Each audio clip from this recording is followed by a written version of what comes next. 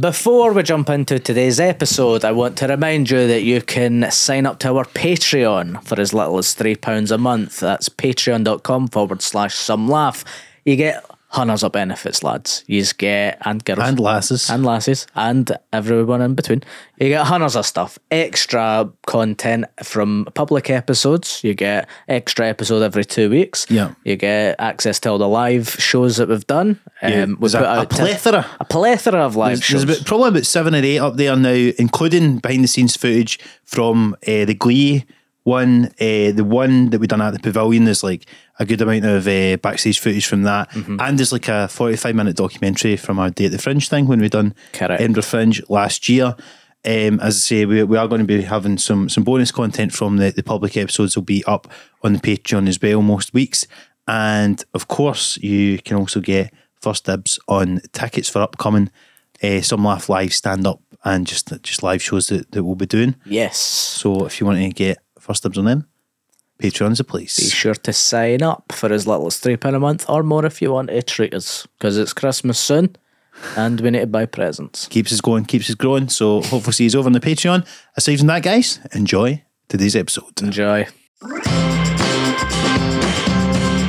Welcome to the Some Laugh podcast. It could be like, oh, that was some laugh, or there was just some laughs. Well, no promising all laugh. No, there's going to be some. It's some laugh. Okay, so we're back. We're back in the booth. We're back in the shed. Liam with Neil. Liam back with us Neil. this week. Hello, appearance number 3 from me. Absolutely. Is there a leaderboard? I know CMB's CMB. number 1, but he's like a sort of unofficial 4th member, right? Roscoe and a few people, Vittorio. Roscoe's only done twice. He's done a couple in Australia and you haven't been. Does that count? Does that count? Loophole. Well, not according to the views. Most episodes, you're not like them, but no. But thank you for coming back, Liam. So we're going to say up top, you've got your special recording in December. Yes, December the 14th in Edinburgh at Monkey Barrel Comedy. I'm doing, it's just a best of. So it's not my last show. So if you saw the last show, you've already seen it. Don't worry. It's like best of all my best bits of my last 5 shows, basically. Greatest hits. Greatest hits. Yeah. What do you think Liam's best bit ever is? Number 1. I don't want to ruin it for people coming to the show, but he does have a great bit about an English person learning about square sausage. We've all got. Do you remember what your first what was your first bit that got you a bit of attention that people would be like, oh yeah, that's good, and you feel like, oh god, I've got something now that's Old El Paso. Old El Paso for you for sure, and for you, Mark. I don't know, have you had it yet? Just a wee bit, No, the call centre one was the first one that went viral for me. But before that, your drink driving bit. But I don't know if that was. That was renowned. one of a better bit. I used to have a bit of drink driving. I had a bit when we started it that we named that show after. Because I always remember Ray Bradshaw saying to me, he's like, "That's the best line I've ever heard for an open spot." Because I used to have that line about such a backhand, which is in a very Bradshaw way. But I was about obviously at the time there was only that Krispy Kreme shop in Edinburgh, and people from Glasgow were cutting. I was saying Edinburgh's got the biggest arts fest in the world, and they've done Glasgow bats an eyelid, and then they opened a fucking donut shop, and there's tailbacks on the M8. So there's glimmers of it at the time, Yeah. So for me, that square sausage bit was the first sort of I'd been going for a couple of years, but that was the one that suddenly. Do you mind saying it on this? Would that ruin it? What? I mean, I have to actually. I need to do it before the special. Well, here's your opportunity. I'm not going to sit here and do the Don't bit. do the whole bit. Can you give us the gist? But the gist was, I mean, genuinely, your listeners might not know this, but English people just don't know about it. Square sausage. So I'd never seen it before I'd got to Scotland. You'd heard of it though? No, we'd never. You don't understand how alien a concept it is. Well, and when I was in uni, there was an Irish guy actually who was like, "Why do you have square burgers for breakfast?" And we're like, "No, it's a square sausage, you fucking idiot." Well, no, you say that, but I've had this discussion before. Why is it not a burger? Because it's not. Well, is it? It kind of is. Well, yeah, I suppose. Because I was going to say it's a different type of meat, but it's not, is it? Yeah. So anyway, I had this whole routine. There's a good when you're if you're English living in Scottish, or you see sometimes Australians living in the UK or Americans living in the UK. Like you can do the whole like outside of looking fish in out thing. of water. Yeah, exactly. Which is so it's like most people in Scotland probably never thought the square sausage is like weird or funny, but like to me, I was like, what the fuck is this? Well, the bit I think's great about it, that I'm not to ruin the bit, hopefully, but you were talking about when you'd go and get a disposable barbecue and all the normal sausages be rolling off and then you just whacked in the square sausage and their minds would be blown. It's like that's really, very funny. Yeah, no, I honestly, I kind of, because it was like a signature bit, I did it every gig for probably like 2 years. Aye. Because it's like before I did my first show or anything. So it's all you've got. So I kind of got fucking sick of it. Aye. And then you want to. It's like if you have square sausage not every day of your just- life. Guys, I'm not just a square sausage guy. There's so much more to me, you know? And then it kind of becomes, you'll get this Old El Paso. It kind of becomes a punchline. Oh, bloody, you're going to go Old El Paso or whatever. Yeah. And you're like, no, I've got other stuff about W.H. Smith, actually. And so I just haven't done it in so long. So it probably will be in the special. Aye. But yeah, I need to practice it. I haven't said it on stage in like 4 or 5 years. I think I could probably do it for you. That'd be great if I just like edited you in doing the bit with like a wig on and everything, just like get that sort of technology they used in that Robert De Niro film, the de-aging stuff. De-aging But me to to you. age you up a bit, do you know what I mean? Well, you see that? I should say probably for people watching, we do have Bertie the dog making The dog second appearance on the Yeah, pod. That's Yes. right. Bertie's back. wearing a little She's got a little West Ham shirt West on. Ham shirt. Hammers, is that what they're called? Yep. Ham. I bought that for when we were in the Europa Conference League final, and when I realised that I was going to have to bring Bert today just for circumstantial issues, I thought, let's put a little football shirt on for the lads. How does she feel about the guy who kicked a dog who played for West Ham? Well, he actually Cat. kicked a cat, Oh, fuck. Kurt Zouma. Oh, so she quite likes him. so she's a big fan. He now lives in Dubai, but she hates cats. So that's good. That's why she's wearing his name on the back of the shirt. there's been other dogs on the pod. I know, but this one that doesn't make as much noise. But Bertie, obviously, famously for people that don't know about episode like 14 or whatever. Well, I was obviously staying at your place, one Fringe. Yeah, She pulled a Johnny out the bin. absolutely. Honestly, Yeah. Well, what a way to not have any setup to that story. I thought you were just going to move on. Mark entertained a young woman at our not a young woman. I don't know. I didn't check her ID. And Appropriate age. Of appropriate and age. poor innocent, blessed little Bertie. Bringing back bad memories for her. Found out a used condom and had it as a toy. Yeah.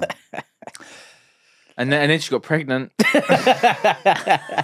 kind of awkward, actually. You never called her back. You just here for the child support. But you've speaking of de-aging or things of that nature, Liam.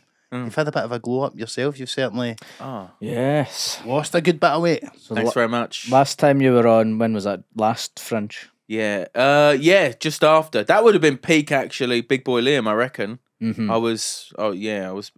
Basically I've got a health condition Mm-hmm. and I was on steroids, not the fun ones, for like 4 months, and you just eat like fuck on them. Like Yeah. you just can't stop eating. Like you have dinner and then 10 minutes later your tummy's like, where's dinner? You're Just like, constantly hungry. tell me we've had dinner. How much heavier were you? So what was your peak? What was your I was highest? about 100 kilograms.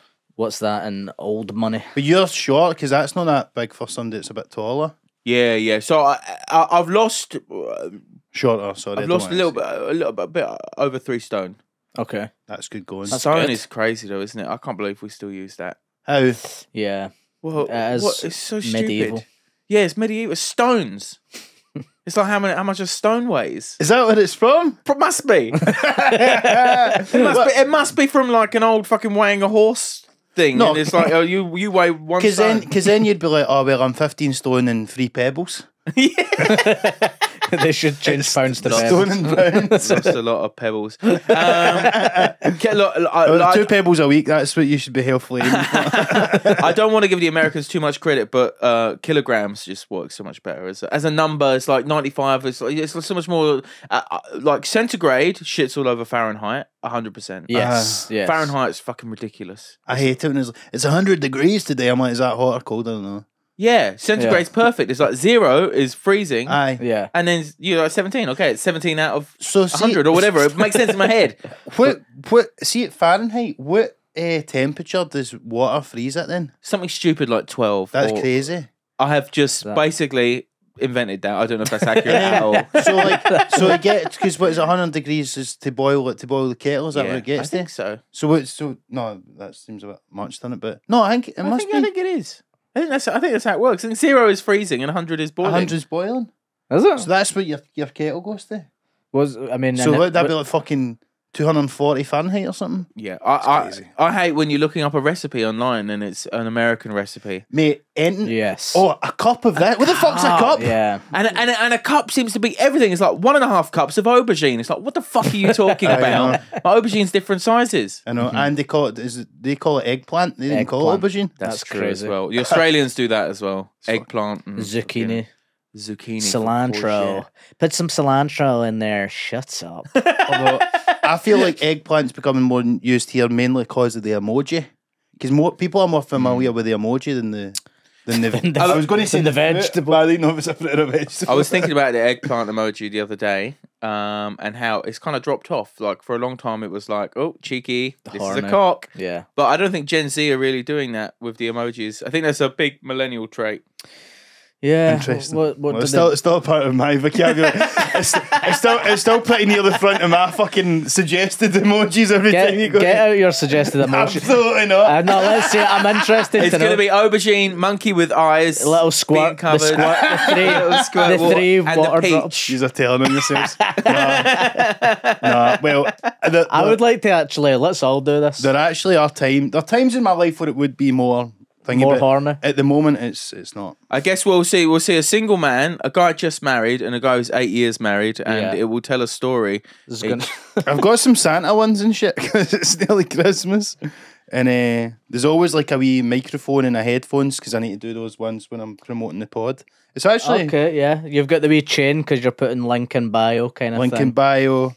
A wee gun. I've got a gun because I was talking about my dad the other day, and I put a skull and a gun next to mine. That's wild. Mine's a crying face, and then the down thumbs. Oh man, are you depressed? I would say. You alright? I would say this one is telling. See the wee eyes going like that. Oh yeah, yeah. That's cheeky.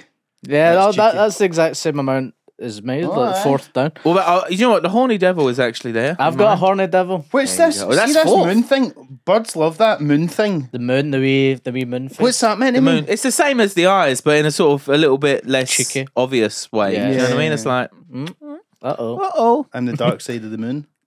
Is that what it's meant to be? What, the song? You dating Pink Floyd fans? No, that's age inappropriate the other way. Yeah. No, but why is it why is the moon pure dark? It's just a bit. Well, it's not a racial thing. Is that what you're getting? At? Is that what you're getting? At? Right. Why would it be a racial thing? Because I've had that before. I've had someone saying, Well, you "What-" had a different ethnicity moon. "No, I've had You can someone change going, the is that ethnicities racist?" of the emojis, can't you? So can you do it with the I have the moon? humans, not the I fucking want a moon. Chinese moon. No, it's only one ethnicity for the moon. But I done that to someone and they said, "Oh, what? Why are you doing that? What does that mean? Is that racist kind of thing?" What? Yeah, and I was like, "No, Tom it's cheeky." I think Tom Stade's ones are all black. Yeah, I've seen that. He always does. He does the a black fist at the end of his like tweets and stuff, and you're like, Tom, I don't think you'd even understand if I were to say this. Why this is inappropriate? What? It doesn't matter, Tom. He's amplifying black voices. Yeah, Yes, via you the could do. emoji theme. You could argue that. I don't know. So where were we before the emojis? Losing weight. Open Yes, tabs. losing Oh weight. yeah. So I was a pretty big boy. I mean, when we filmed your special, Aye. I was pretty big then. That was like peak steroids as well. I was like, and it's funny because I opened for Mark at the Kings, right? Wonderful honor, and then I've got all the footage, and it's me doing a gig at the Kings Theatre. But I'm fucking. Are you embarrassed? A little bit. Do you know what I mean? But are you not like, oh, look at me now, look how far I've come? Yeah, but I'm not. If anything makes it worse, because at the time when you're that weight, you don't notice it as much. But then when there is a contrast, you're like, fuck me. Yeah. No, you don't need to body shame yourself. Well, this is what I think probably my next show is going to be sort of about in some degree, is like binge eating and body image and all that stuff. Because I think it's really interesting in the last couple years how many comics have got into shape. And I think it's because we're all having to watch videos of ourselves like for an hour a day, and we're all getting fucking body dysmorphia and eating disorders. And I think if that had happened in the 90s, the older comics would all look very different. If Instagram was around in 95, Johnny Vegas would be shredded. I think they would all, probably some of them that are dead would still be alive. Yeah, probably. Aye. Yeah, so I was, it's like, it's a weird time to like talk about body image and stuff, because whilst I was losing all the weight, I was like happy with like how it was going and like posting about it. But at the same time, there's just like a lot of fat positivity and stuff as well, which you don't want to like intrude on. You want to be like, anybody's fine apart from mine, which I'm trying to fix. I've always felt like there's the argument surrounding this body positivity versus obviously just getting yourself in healthy shape. It's a bit like the difference between like self-acceptance and self-development, because it's like you should accept yourself as you are right now, but it doesn't mean that you can't like make ways to improve your life. And certainly with something like that, because there's no getting around it. Like, you are unhealthy if you're overweight. That's a fact. Yeah, it was kind of difficult with me because it was a medical based thing. Do you know what I mean? It was a side effect for you, but I couldn't fit in any of my clothes. Do you know what I mean? I had to buy loads of like extra clothes, and I was like, "Fuck's sake, man!" And I'm filming, like watching clips myself. And then you know what the internet's like? You put a thing on TikTok, and like people go, "Yeah, you put on weight." Yeah, in the I remember comments. That's crazy. Somebody said once on me, because I had the same thing, because obviously I bought a camera during lockdown, but I was always fucking the heaviest I was just coming out of lockdown and all that.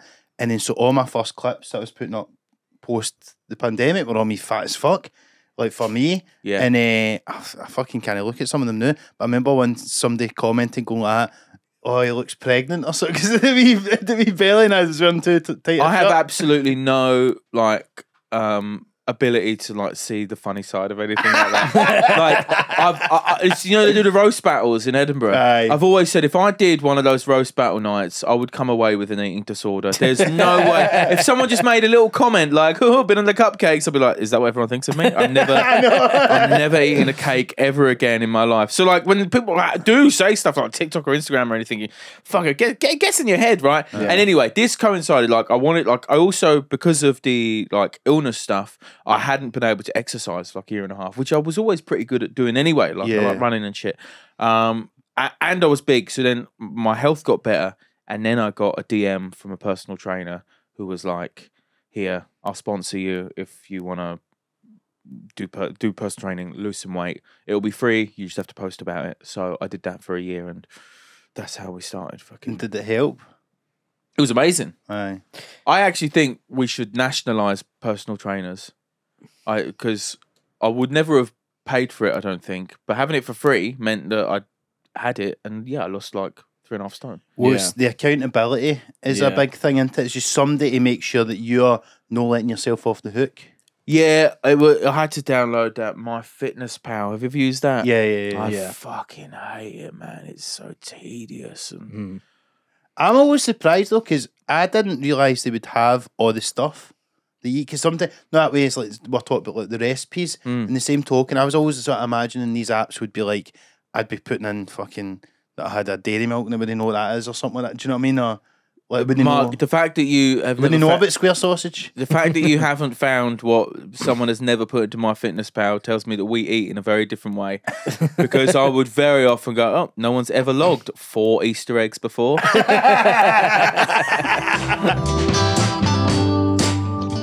here's what my problem's been, because I've just get back on MyFitnessPal this week, because I got a PTR this year that's been really good, but like I was kind of I was eating, but I was letting myself off the hook for a couple of weeks and just going out and drinking and eating shite, and because of that, I was, when I first started MyFitnessPal, I was like solid 6 weeks of like eating healthily, barely any slip ups, and then so when I started eating badly, I was just like, I'm not going to log this. I just didn't want to log the bad food. That's exactly what I ended up doing as well. I would just lie.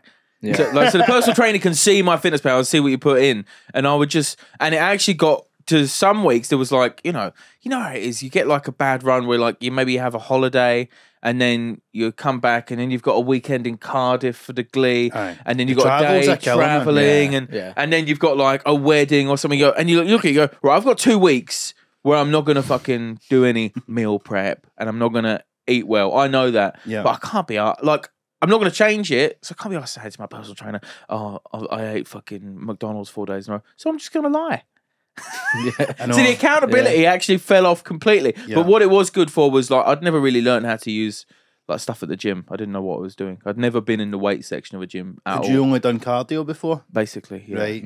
So like it was good for like just learning all about that. And Because actually the thing is not to get up your listen, you're going to become a pivot to a fucking fitness podcast or something, but fucking obviously doing weights and stuff, because I was always like more concerned with getting lean, but actually like lifting weights and all that is really good for that.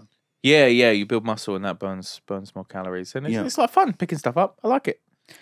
I don't feel like I've been doing weights recently when I've been going back, but I don't feel like I'm like dropping it as the way I would if I was doing cardio. Well, it's mainly due to what you're eating for the most part. 70-30, I still think eat. they say. I still eat shit. Aye. To be fair, I love eating shite though. Like I've come to a point in my life. I used to be quite embarrassed about how bad I ate. Uh-huh. I used to think it made me not a proper adult or whatever. And now I'm just like, do you know what? I don't fucking like salad or vegetables or fruit or seeds. Do you know what I mean? Chocolate. I was going to. I thought these were like nuts or something, but oh no, these are your dog treats. No. Right. Yeah, These are for- You don't eat these in. Yeah, don't eat them. But he's woken up. She's like, what? It's like I just love. I love shitty food.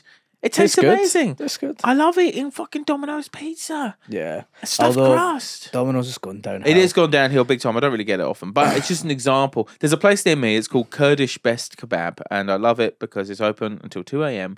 and I can get it on my way home from Monkey Barrel, and they have lovely pizzas. I say lovely. They're not lovely. It's not like fucking Pisano's or anything like that. It was like, yes, we've imported our flour from Italy.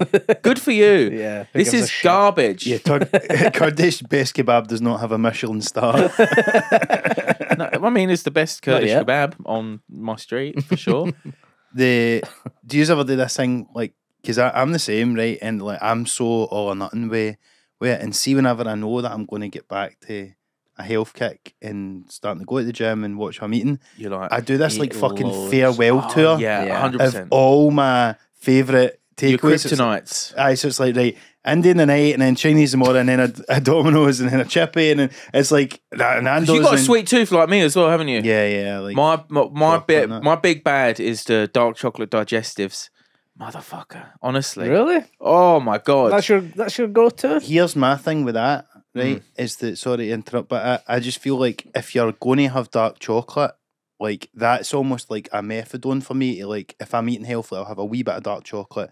The whole point of it is that. But if you're going to have I've been fucking told- digestives, you might as well just have milk chocolate ones. people love to say like, oh, if you're trying not to have too much chocolate, have dark chocolate, and then you can't really binge it, motherfucker. Watch me. Because it is singing, but that will not stop you. Absolutely, and I think mine's tied in a bit to like old addiction stuff as well, right? Like I binge eat, so that big pack of dark chocolate digestives, man. Like I'll eat half, and then I'm full. Do you know what I mean? I've eaten half a pack of biscuits after dinner, probably, and it's like 12:15 at night, and I'm like, I should really go to bed, but I just can't. I can't really explain it if you don't understand, but like I physically can't. There's like a compulsion to just continue eating. And those ones are some of the worst for that, man. Crisps are bad as well, but also good. How many packets would you have in a sitting? Oh no, I would never buy a multi-pack. That's child's play. I'm just getting a big bag. Right, okay. Do you know what I you mean? did one Do you know big what I bag. wish they would do? You know how when you get the big multi packs that you get in like Asda or whatever? I wish they would just have one big massive packet of crisps that was just that size. Rather With than the having same it. flavour? What they do? What do you mean? No, because it's all individual bags within a big Oh, bag. so you want like a Walker's variety mix in one bag? No, not even a mix. Just but the just one. what? Just you want one a big bag of crisps? big That's what I'm massive talking about. fuck off big. But you bag can crisps. get big bags of But crisps. that's share bags, but he wants You're fucking- talking about share, but I'm talking about. See when you get a multi pack Right. of like 16 Oh, okay. Walkers and you Asda. want that whatever. many crisps? You want that bag, but it's all just instead. Don't put them in a separate bags. Just have hundreds of crisps and that. Why would you want that? Would you? Do you like crisps? No, see, be honest, the crisps I rarely eat. I would say. Yeah, I'm I not like a big maize crisps. snack. You know, I like the sort of your What's-Its, your Monster Munch. No. I like you've let me like down. Monster Nah. Munch. I would say my favourite would be squares. I love squares. Saltwater squares, They're yeah. the worst fucking choice. Nah, Fucking dog shit what are you choice. talking about? Squares are fucking Squares are dynamite. good. Squares, Squares good. suck dick. No, Discos are my go-to meal deal. Shut up. Salt and vinegar discos. Sucks. Really, crisps should like. I used to say this on stage. Crisps should hurt. I think they should like. Oh, And discos have that sharp, especially salt and vinegar, that flavour that basically burns your tongue a bit. You go, oh, I love that. No. I love a frazzle. Frazzle. Frazzle? That's a dirty crisp. But You should have seen Steve's face when you said frazzle. By the way, Jesus he honestly, Christ. for fuck's sake, how man. do you like then? McCoy's. The basic bitch.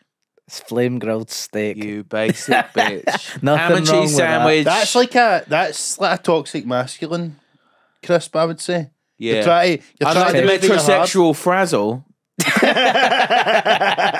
The crisp of the allies. Well, discos are questionable. Yes. Well, yeah, I guess. Or do you know what I like? The chicken sensations. Chicken and thyme sensations. All I'm really hearing is you've never really lived. You like to stick to one lane, and that's fine. That's No, okay. chicken and beef are two different lanes. but- yeah, but it's mainline. The ones I used to always get the ones they served at the stand, and it's like the more posh new crisps. What Kettle? were they? The kind of kettle Kettle. chip. Not into Bosch crisps. At all, No. man, no. Kettle I like it. suck. Supermarket own brand salt and vinegar chipsticks. Chipsticks are alright. no, Chipsticks they're are alright. minging. No, chipsticks are They're alright. horrible. Stuff. Now Steve's back on my Chipsticks are alright. Do you remember Walker's done for a while? It was like ready salted, but you had to salt it yourself. It's like it came with Yeah, a wee salt and shake. Salt and shake. What a load of shit. I used to fuck with salt and shake What? all the time. My grandpa would always make a wee joke. He'd go, I got a blue crisp in there. It was really salty. And he'd just pretend to eat the packet. And it used to crack me up, guys. Okay? It's not a crime It's to have good a bit. laugh. It's a good It's bit. not a What crime did to he have a say? laugh. It's a blue crisp. I found a blue Because crisp that's in there. what the salt was in, a blue wrapper. So he was pretending it was a blue crisp. And he ate the lot. It's And a- I used to laugh a a good lot. bit. And I It's a go, good bit. Grandpa, It's- that's the salt. It's a You're little bit of an supposed- advanced joke for Mark Jennings, but I used to get us comedians get it. yeah, he was a good comedian. I used to get wound up though. I'd be like, Grandpa, you're supposed to put that on the crisps. And you know, it was Well, a how good old are you bit. here? Like 15, 16? Yeah, 20. Maybe about 6, if we're being real. If we can be real for a minute, guys. Yeah, so I love my crisps. I love my chocolate biscuits. So the rule that I have when I'm like trying to, you know, if I'm filming something or whatever, I've got something come up, is I actually just go, right, I'm not Just going to half a bag. eat half a bag on a Friday night. Biscuits are a waste of time. Sorry, What? sorry I had to Huh? say this. Sorry to interrupt. Go on. I hate biscuits.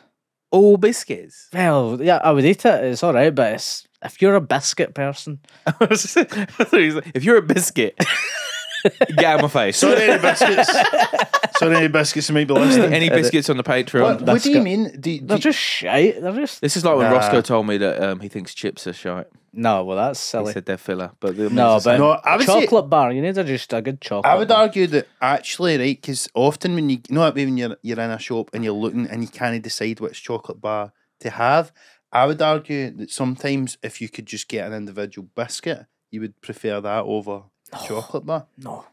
I get No. actual paralysis in the supermarket when that happens. Like sometimes I'll go in. Like, do you ever get it where you're like, okay, this is what I want for dinner, it's like a lasagna or whatever, and you get there and it's not there, and then I'm just like, well, what the fuck? What am I gonna do? And I would just stand and stare at the empty shelf, just trying to like materialize it into existence. And I just go, what other dinners are there? My mind just go, I don't know what I could possibly have. I'm more like that when I'm trying to eat healthily, and see, because you're saying about like you're just saying I don't like salads and stuff.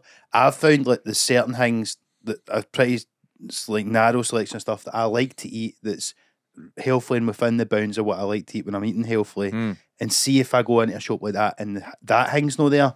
That's enough sometimes for me to cave and just 100%. Yeah, have just 2 have months of fucking Yeah, eating shit after it. Yeah. It spirals quickly. So what I do a lot of the time is I go, much like with booze or drugs, I have to go, I'm not having chocolate for 2 months.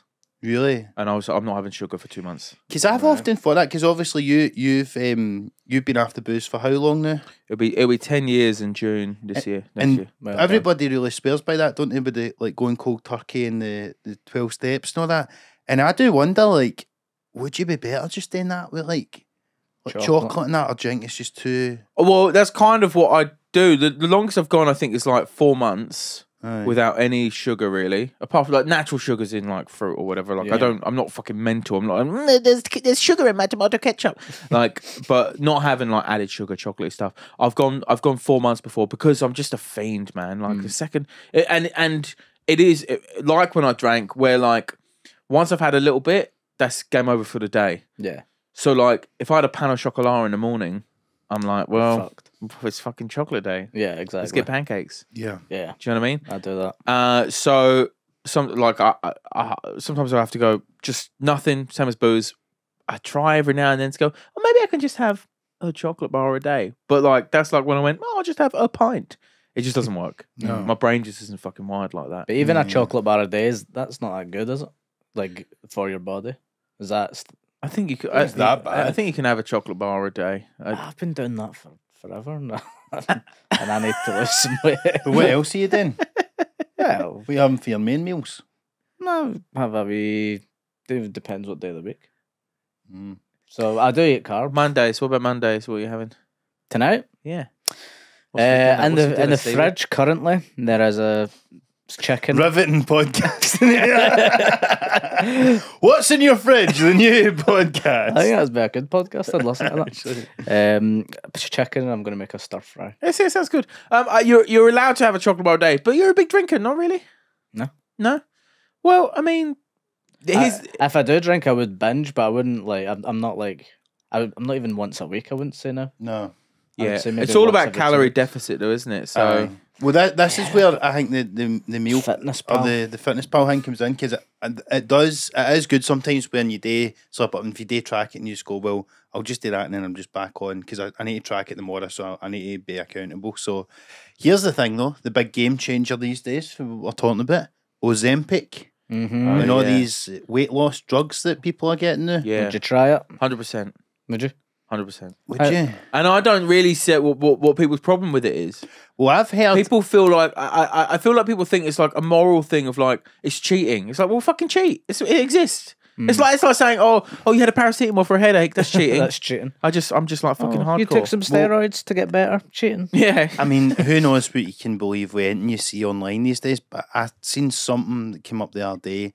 There's like a study that suggested that it might, it's either like, do something to your heart. There's more than meets the eye. There's more than meets it. And I do think that, but I think it's meant to shrink your heart or something like that. And I do think that with these things, like these wee shortcuts, there's always got to be some side effect. It's like, I think you are better overall to try and do things the hard way.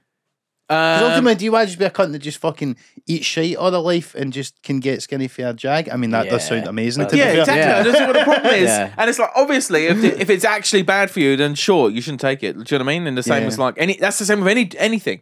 Do you know what I mean? Like, but if it works, then I'm like, what's the fucking problem? Who's making those Ozempic? Is it AstraZeneca? Is it one of these companies? Big Pfizer. It'd be funny if like there was somebody that's pure anti-vax and then they were taking the Ozempic and then they found out it was like the Can same. you get it in the UK, Ozempic? Mate, Yeah. I know people that have had it Oh, really? for medical stuff. Like officially or like Off-grid. If as they're far as I obese. know, yeah, but like I think there's another one that gets used instead of Ozempic. But I think that somebody said to me they were on Ozempic and then they were on something else. Because here's the thing, right? I love eating bad food, but also food drives me fucking mental. Like I just can't be asked thinking about it so often, especially when you're on the cut or whatever and you're trying to be responsible. I'm like, I don't get it. So if I could take a pill that was like, this pill gives you everything you need for the day. It's a tablet, all your nutrients in this pill, and you won't feel hungry. Would you take that? Well, You won't eat, but to lose weight, is that yeah, not but what Kim Kardashian on that day? They know, is there no stuff like that? Hingy suppressants. not do that in space. You just get like a bar of fucking nutrients and then you eat that and that's you. Was it, It's like, that's like Huel though, isn't it? Right? And I think I would still feel hungry. I mean, I tried Huel and I was still fucking hungry. what So, is fuel? I just thought it was like a protein shake or something. it's kind of it's supposed to be a little bit more advanced than a protein shake in that it's got all like other stuff in it as well. And, Right. And it's supposed to be like nutritionally complete. It's got everything that a dinner should have All right. in it. As either a juice or as a dinner. I hope there's a sponsored ad sliced in here by Stephen Bartlett, but he's like doing the Huel thing. Gary Neville's Huel reads on the overlap. Have you seen that? No. Oh my god, mate! It looks like he's doing it with a fucking sniper's arrow in the middle of his head. I eat Huel. I remember back in the day at the training ground, I was always so hungry. It was like, Gary, do you need to do this? What the Sir fuck are you Alex, doing? the gaffer, he said, if only you had some kind of Huel. Very proud of you. It kind of winds me up that like I like those big podcasts or whatever, but I kind of think Enough's enough. Yeah. you just don't need this. Yeah. No. It's like so a couple of years ago, came out of the pandemic, and like the likes of us started doing crowd work videos, right? The point is, we're trying to boost our profile, Aye. and then you open it up and you see fucking Jimmy Carr and John Bishop posting them. I'm like, you just cunts don't need this. Yeah. No. Do you know what I mean? Yeah. And it's particularly with the footballers, because like, see where like Lineker, who I like obviously, right, but him Gary and woke Lineker. Okay, you like him? Neville and all Fair that sort of stuff, like every like see during the Euros particularly, it was like they're doing the BBC every day, and then they're him and Mika Richards and Alan Shearer doing a mad thing, and it's all the pure banter, and I'm like, how much kind of banter can they have, and how many times can Roy Keane fucking be like, oh, that fucking nonsense, Gary Neville, you were shy, I wouldn't have that in my day kind of thing. You're like, they are funny, but you're like, it just feels like there's going to come an oversaturation point with it, I think. 100%. Yeah, there's too much, and I think that they are generally good, well produced shows. Yeah. But it's like now they're doing like travel shows and stuff and I everything, know. and I was like, just spin it round a bit. Aye. Do you know what I mean? Let's Yeah. get some non-league footballers on there. Neville and Carragher don't need to literally be doing everything in the world. Do you know what I Yeah. mean? Like, it's like constant, like just constant. But I suppose that's the name of the game. But it's interesting because did you see with Gary Lineker? He's leaving Match of the Day, but that podcast that they do, I can't mind what theirs is just called Top the rest. tens The or rest whatever. is Yeah. football. Oh yeah. That's now getting produced by the BBC. So it just shows you how the things are changing. He's like, why am I going to sit about still doing the BBC stuff and fucking they're annoyed when I say that immigrants shouldn't get deported and all that. And then so he's like, no, I can just do my podcast. And they're actually going, well, we are trying to get viewers for these new mediums, so we'll just produce your podcast instead. So that's the same people. They do that Rory Stewart podcast as well. Aye, don't the they? rest is entertainment. Yeah. The rest is politics. My whole thing about that is people that listen to the rest is politics should be called weapons inspectors.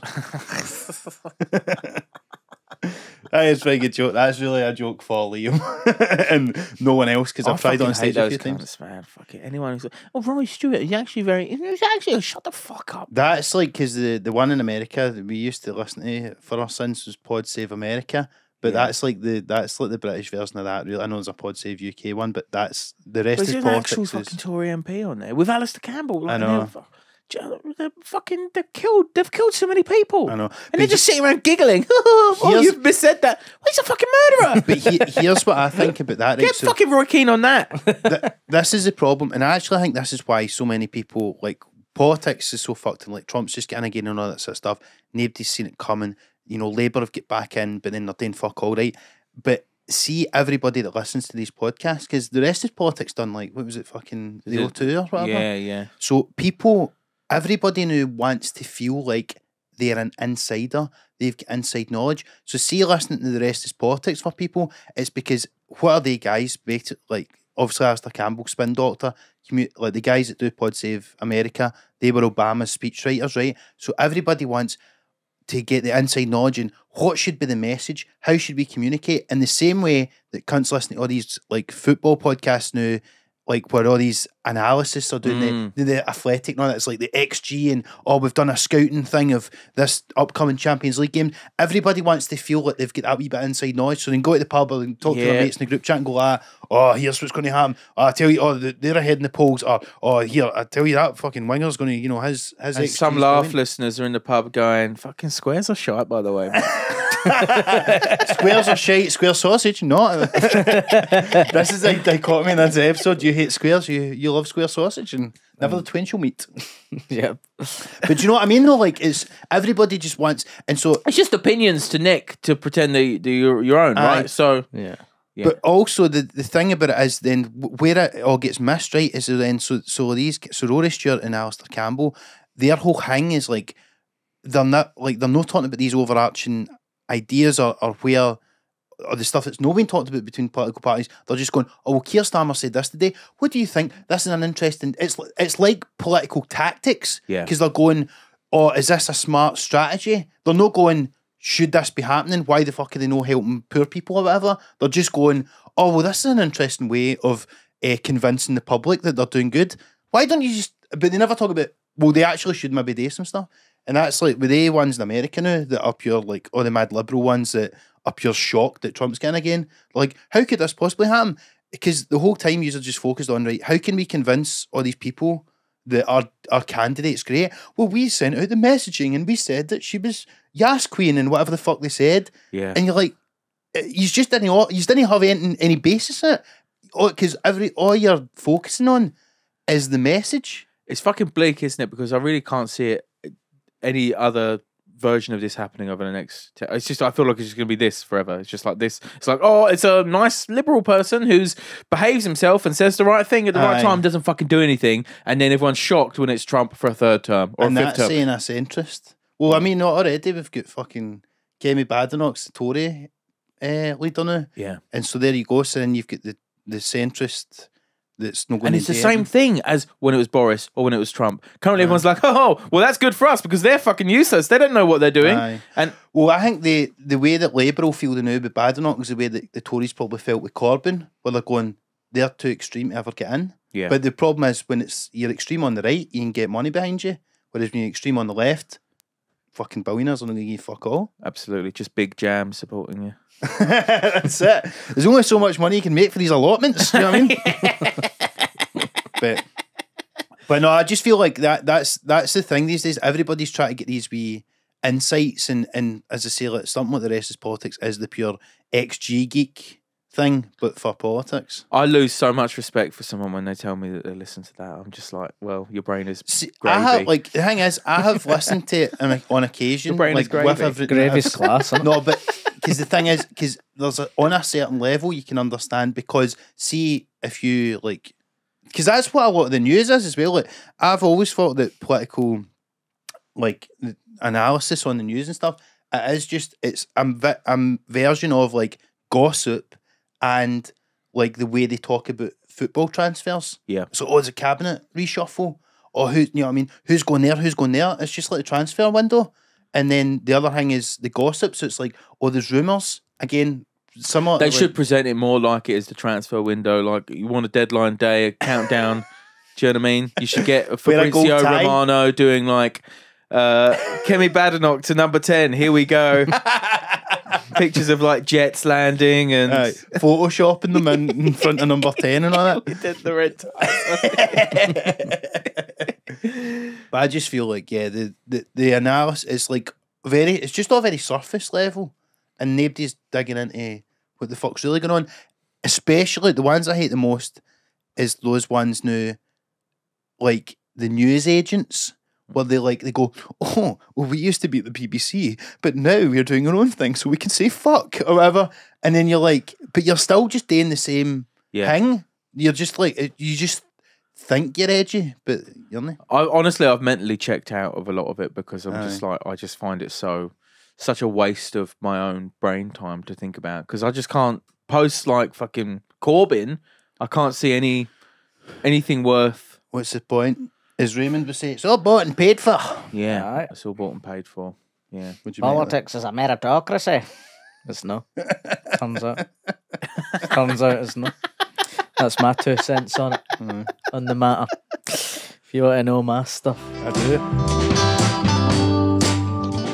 Alright guys, Mark here, just to remind you that tickets are on sale now for my first ever stand-up tour of the UK and Ireland. I'll be all over the country in the summer of 2025 with dates including Glasgow, Edinburgh, Aberdeen, Dundee, Perth, Manchester, Liverpool, Leeds, Newcastle, Derry, Dublin, Belfast, Cork, Birmingham, Brighton and London. If you're in any of those cities and would like to see me live, I'd love to have you there. The podcast listeners are always the best. Audience members to come out to the shows, you always sound as fuck. So I'd love to see you there. And it's my new show that I'm taking on tour called Marxism. I think it's my best yet. So if you've enjoyed any of my stuff that you've seen online, you enjoyed the podcast, you maybe not seen me do stand up before, please come along. I'd love to see you there. Get a wee ticket in time for Christmas if you want to give it as a gift to somebody who listens to the pod, one of your pals, or just for yourself, you know, treat yourself to the gift of laughter this Christmas. But hopefully see you there, guys. And aside from that, enjoy the rest of the episode. What's been going on with you? About what? Just waiting. It's just been a while since you said something. I've mentally checked out as well of this Of this conversation. conversation. Of the podcast. No, we were talking about that. It was Huel that got us into all that. Into this mess. This has been a sponsored ad on behalf of you and Stephen Bartlett. But the question was, if you could take a pill that would make you not eat, would you take it? And I would easily take that. Why Easily. wouldn't you? You could probably get it because of your health stuff. It's a magic pill. It doesn't exist. No, I'm talking about Ozempic. No, Oh, right. We've moved on Ozempic. from that. No, I don't think I could. That would fuck too much with my stomach stuff. Do you know what I mean? And also, like, I'm not obese, unless you think I am. Okay. I don't. Not anymore. No. Yeah, no, but I mean a pill where you never felt hungry and you didn't have to eat anything, but it made you healthy. No, because you need You would give up food. No, well, that's it. And then that's not healthy because you need to eat nutrients. No, but if and this No, but pill done all that. this is like a hypothetical magical pill. that would give you all the nutrients you Yeah. need and stuff. Well, aye, why the fuck would you know? Well, there you go. I enjoy the experience of eating. This food. is it. This is what It's I mean. Life. That's what life Some people is. love that. experience. It's like do you like fine dining or anything? Sure. I honestly I find it so difficult. Why? I don't like the stuffiness of it. I don't like something coming to my table, especially when it's a set menu thing. It's like a You tasting. can't change it. Yeah, I'm not a fan Can't of that. change it. You can't pick. If I go to a restaurant and I pick something and I like it, that is what I have at that restaurant for the rest of my life. Yeah, but there's nothing wrong with that. I know. That's still experiencing it. Yeah, but like I remember, like Lauren and I we used to go to this ramen place all the time, and I would always get the same ramen. She's like, "Why don't you try something else?" I'm like, "Because I like this." And then one time she convinced me, and I got something, and it was shit. It And was I'm like, shit, "This is yeah. why I have this forever." Exactly. But yeah, what Square sausage ramen. square sausage ramen with half a cream egg on top. But yeah, no, did you get those like those menus where there is no those restaurants where there is no menu? Do you know what I mean? There's no. This is what the food is today, and this is what you're. I've eating. only been to two of those places, really, both in Edinburgh, actually. And one I liked. Well, I liked both of them, but one was definitely better, and it was actually the one that's run by Crystal Evans' partner. That was Yep. brilliant. Was it Noto? Is it called? Noto, yeah, Yes, I've been so- there a couple of times, and that is less stuffy. Do you know what I mean? That's one of the things I like about it. But That's I've been to cool. a few in the past. It's like it's very, you know, and it's like everything's like here's a jus and here's a fucking it's all those words. What's I a don't jus? fucking know. It's like I don't know. it's a sauce. it's It's a a- redu- On this a political reduction. climate, we shouldn't ask that question. But anti-Semitic over here, you know, like the Jews, you know. yeah. Pro Corbyn. Here we go. never Typical. takes long. Yeah, it's all, and like I'm sitting have to fucking go. I don't really like when I go for pizza. I just did this yesterday, and it's like it's all in Italian on the menu. It's like, oh, this has got like spinatta or whatever on it. And I'm like, Spinach. No, it's actually a type of salami. Oh, I wouldn't. But I have to sit at my table and Google all the words to find out what it is. I don't like it. Yeah, Evo. and that's silly. Evo. Yeah. What's that? Extra virgin olive Yeah, oil. that's olive oil. I mean, I might not know much about food, Mark, but I'm not that silly, you know. Yeah, and so like fine dining and stuff. Do you know what as well? It probably is like a bit of a working class chip on my shoulder thing where I Right. kind of feel like, You sound a bit BNP a minute ago when you were saying about the Italian on the menu. do you do bacon rolls? I think it's probably a little bit of like sniffiness from me about fuck, I don't belong in these places. Do you know what I mean? I think you're it's like a sort of self-conscious thing. Maybe a bit. It's also just like I've often had that, and I'm just like I don't like this. I prefer What about this the way. sort of places that are a bit budget but are a bit trying to be that, like your Six by Nico's, for instance? Not budget, but it's like cheaper. So I've been than- there. So I've been to Six by Nico a few times. It's more manageable because it is for basic bitches. Yeah. Right. It pretends not to be, but it is for But it basic. It is for basic bitches, and I'm a basic There bitch. goes another sponsorship. Have you been? I've been. I've once. not actually been. No. It's fine, but again, it's that you don't get to choose what you actually want to eat, and it's like I don't really fuck with fish, and one's always a fish dish, Is it? and it's like just give me I feel an like extra slider. you should be able to pass on it like Mastermind. You can swap it out for like a vegetarian option. So if you're not getting fish, you're getting like fried courgette or I something. don't want that either. Yeah, and this is the problem. I want 6 steak McCoy dishes. That's what I want. I want 6 chicken McNuggets. Yes. Please. 6 portions of that would be lovely. But you probably go a lot more for dinner than me. Like what? I like a dinner, but again, I don't like a fine dining thing. But I like nice places, nice food. Yeah. But What's like your if it's favourite place to go? of all time, Or just if you're go to a restaurant, where you happy to be going, and where you thank me for? Well, a fish place by the sounds of it. yeah. Actually, one of the worst steaks I've ever had in Glasgow was Anchorline. You ever been there? No. Don't And know. it's it. meant to be really, really nice, and then it was really tough actually. So if you're listening, get your act together. Would you make a Miller and Carter? Actually, it gets a bad rap, basic bitch, but the steaks are good. Well, this is it. This is all. That's all they do, right? So they're gonna do it right. Yeah, steaks You know, are I've never very been, good. but I'm not surprised by that. Yeah. And it is like the sort of evolved BAM that goes there. You know. Well, that's me.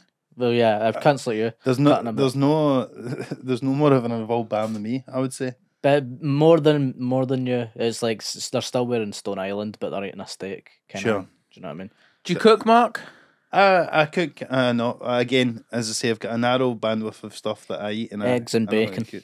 Eggs and bacon, and then chicken or meat at night, and a NutriBullet for my veg, and that's basically it forever. Well, NutriBullet is kind of what I was talking about, isn't it? It's just like a quick fucking shot of everything that's supposedly healthy, and then we're having to think about it. People say that you lose nutrients by not chewing it, which I don't know if that's true. I don't know how that works. See, the smoothies, I love smoothies, but they're like, that's just shite. It's cheating. No, not even cheating is bad. It's not good for you. Well, here's the thing: the thing with the smoothie is if it's all fruit, it's hundreds of sugar. I know, but it's fruit, innit? So it But it's still, comes from Mother well, Earth. you're not meant to have that much Do fruit. you know what I mean? It's like, oh, I'm so fucking bored of like just, oh no, you're supposed to chew your fruit, and actually, if it's too much sugar in your fruit, it's like, I'm eating a fucking apple. Leave me alone. How's this bad? Yeah. Do you know what I mean? Aye. It's better than a nugget, bro. I'm not having that. I'm not even having that noise that you just made. Are you telling me an apple isn't better than a nugget? There's no way on planet Earth that that's accurate. Well, Depends- nuggets are blended up meat. Actually, yeah, the smoothie of the chicken world. And also, you're probably right. and actually, nuggets are like, it's no waste if you're using all the wee giblets and the fucking claws and shit. Then it's no waste. It's actually good. That's why Nuggets are I good. don't like the idea of the claws. I know they're meant to be in there, but But a if beak, it's on a the nugget, beak. You don't- Yeah. squid beak. When you get to a certain age, you move on from nuggets and over to chicken select, and it's a little bit more refined. But that's like pure breast meat in it. Breast or I mean, it's Mackie D's, so probably not. well, but It's in probably life, like go. A goujon would be a breast meat, wouldn't it? Yeah, love a goujon. But really, nuggets are better for the planet. How has like your since you've got ulcerative colitis? Yes. Since For anyone who didn't listen to the previous episode, I should say, with references to my health, I have a inflammatory bowel disease called ulcerative colitis, which basically means my bowels are a bit fucked. But has it changed your sort of relationship with food? Yeah, a lot. Especially the first sort of year where I couldn't eat a lot of stuff, as it was like my healing. So like there was about 6 months where I didn't have chips, which made me really sad. And then the first time I remember, you like Roscoe? Yeah, but he does by choice. Do you know what I mean? This is like the people who can't drink because they're not allowed, or because of their health stuff, and people who can't because they're fucking maniacs. Do you know what I mean? Here's a question for you to flip it round. See if you could take a pill every day that would just let you be able to drink and no like go off you're not mad on it. No, because I never understood why you would drink if not to go off. You're not mad on it. No, but say you could do it, but like you get steaming and have a good time, but you weren't just ending up in a bin the next day or whatever. And a bin. Yeah, again, to me, the bin is the goal. So that kind of gives you the route of the issue there. But like you must sometimes be out and everybody's drinking. You go, I wish I could just have a couple and no end up in a bin. Yeah. But when I was drinking, I had so many times where I was like, I just want a couple, and then I end up in the bin. That like, but if you can take a pill that can make you know that. But why would I? There was something I can't comprehend why you would have 3 pints. Right? Do you know what I mean? That tiny buzz of 3 pints is like, that to me is like eating a single Malteser. Well, say 6 pints. That's still not ending up in the bin. That's just a night out. Yeah. But like, are you like, did you get to a stage where you're like, oh, I never ended up in the bin, so that wasn't as good as the other nights, you know, I wasn't as crazy. Did you kind of romanticize the bin? You're like, oh, and by the bin, we mean what? Fucking waking up in somebody's flare or pissing yourself. Just getting absolutely fucking trolley. Because what I loved about drinking was the potential for bin. Do you know what I mean? Like, it was exciting. Like, did you actually ever end up in a bin? No. I slept outside a couple times. Right. I remember one time me and my cousin went out in London, and I woke up in a alleyway in Chinatown. Fuck. Or some crackhead waking me up. Fucking hell, how far did I travel last night? Going, you can't sleep here. It's like, oh fuck, a crackhead told me I can't told sleep off by here. a crackhead. And I woke up once, but when I first moved to Edinburgh and I lived at the Pleasance, I woke up on the street outside. Someone woke me up. It was like 8 a.m. and they're on their way to work or something, maybe a bit earlier. They're like, oh, you're right, mate. You're right. What? Are you okay? Where do you live? And I was like, I live at the Pleasance. And they were like, well, you're at the fucking Pleasance. Go to your house. I was like, okay, sorry. So I woke up outside a few times. But for me, like the fun bit of drinking was the anything could happen bit.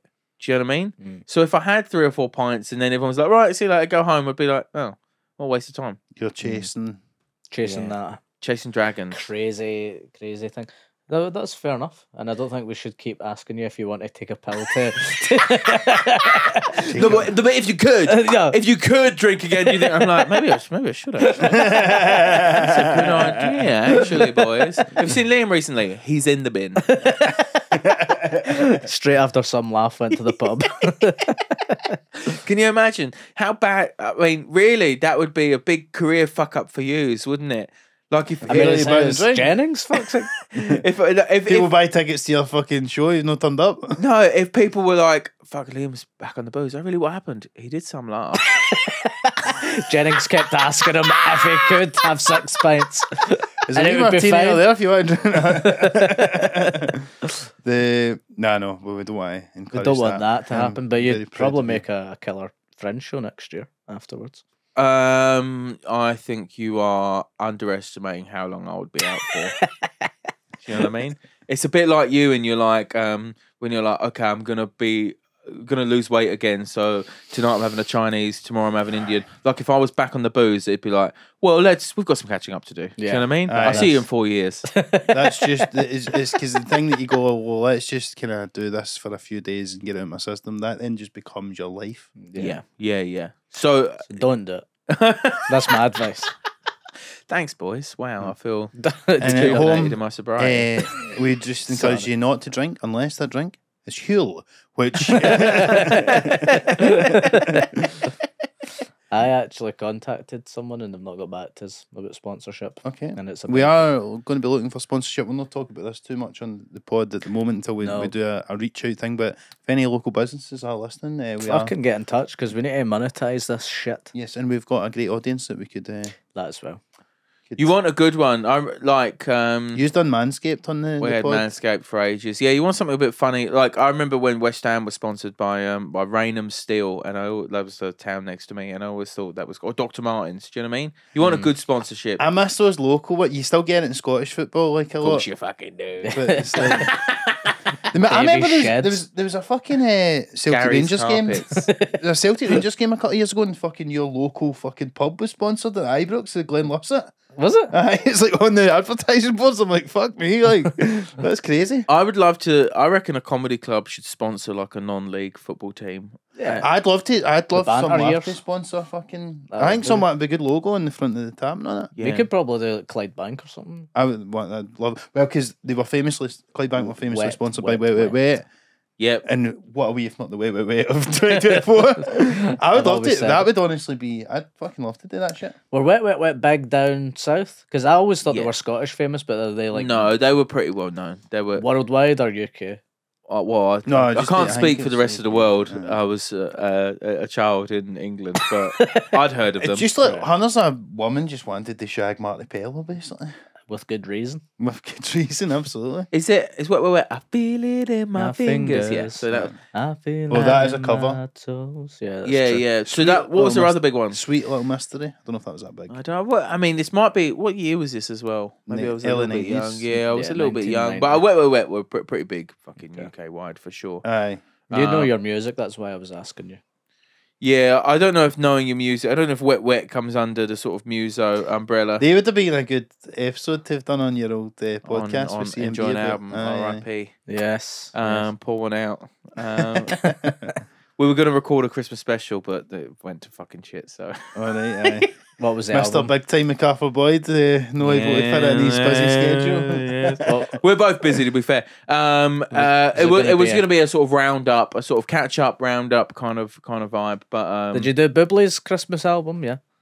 did we? We did a Christmas one. We did about 150 episodes, so I actually struggle to remember which ones. I think we did Mickey Bubbles. Yeah. Yeah. Was your thoughts on Mickey Bubbles? I think I liked him. I think. Yeah.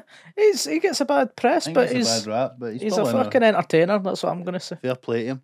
Do you know what? He's found a market for a thing. He does it, and it might not be trendy, but it works. And speaking of which, actually, I was wanting to move on to asking you about recently doing a cruise. Oh yeah, we can talk about the cruise ship. That's a nice segue, man.